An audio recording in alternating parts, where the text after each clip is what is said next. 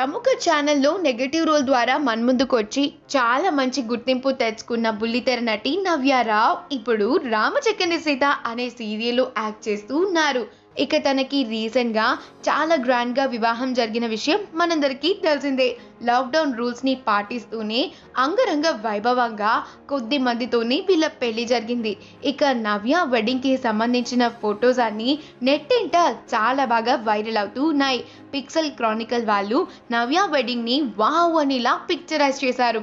ఇక వీళ్ళ కాస్ట్యూమ్స్ అన్నీ కూడా అరుళాబాయ్, రష్మి అనుప్రావ్ వాళ్ళు అద్భుతంగా డిజైన్ చేశారు.